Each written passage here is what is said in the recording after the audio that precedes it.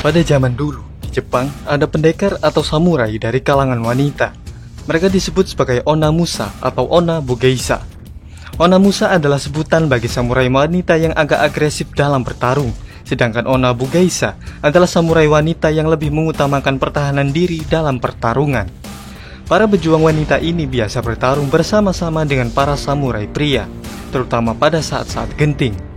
Seorang Onamusa biasanya adalah anggota dari kelas bushi di masa feodal Jepang dan mereka dilatih menggunakan senjata untuk melindungi keluarga dan kehormatannya saat masa perang.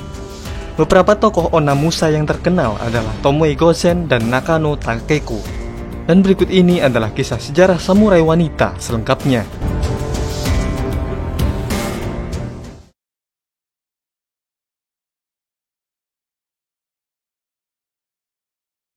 Di masa jauh sebelum munculnya kelas samurai, seorang petarung Jepang sudah sangat terlatih dalam menggunakan pedang dan tombak.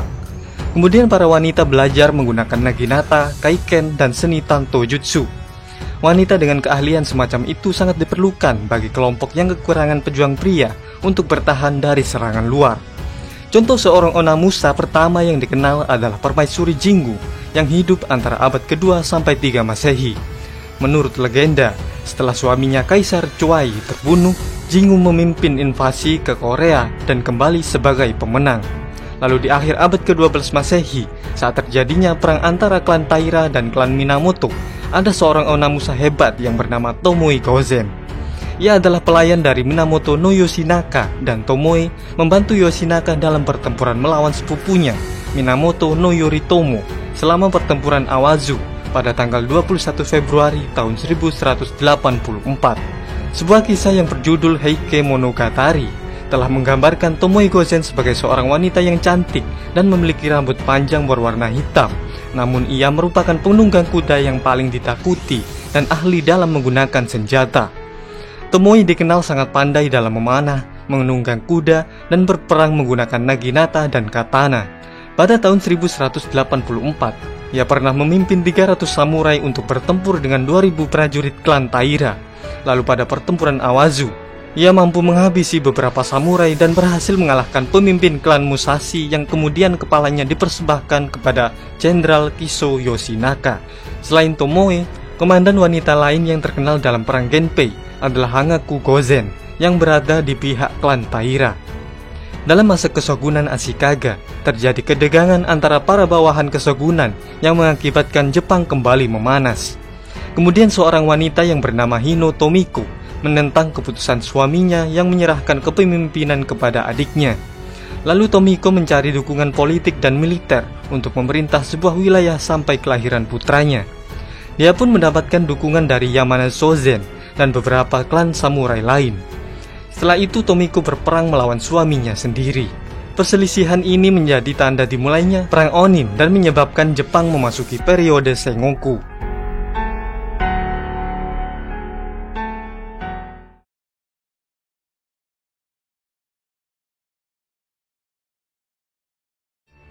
Pada zaman Sengoku, ada seorang pejuang wanita yang disebut sebagai wanita terkuat di zaman itu.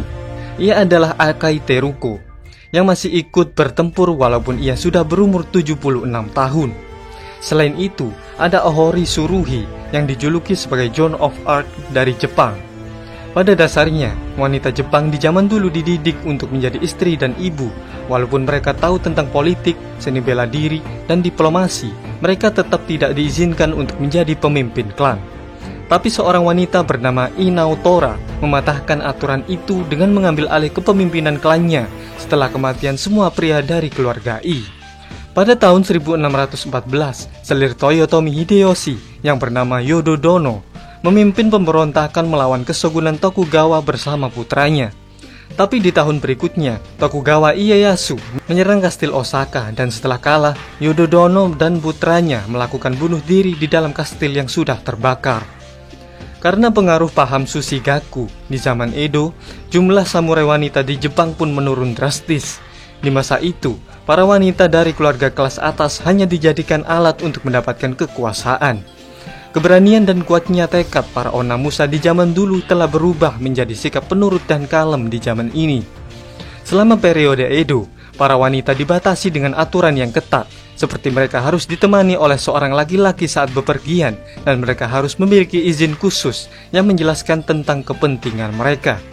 Di awal abad ke-17, kedudukan wanita dipandang rendah oleh kebanyakan pria, karena saat itu wanita hanya dipandang sebagai penghasil anak. Tapi pada tahun 1868, Nakano Takeko diangkat menjadi pemimpin pasukan wanita yang bertempur melawan 20.000 prajurit kekaisaran Jepang. Takeko dan 20 anggota pasukannya yang sangat ahli dalam menggunakan naginata bergabung dengan 3.000 samurai klan Aizu. Tapi Takeko gugur dalam pertempuran. Sayangnya perjuangan para samurai wanita ini benar-benar terhapus di abad ke-19.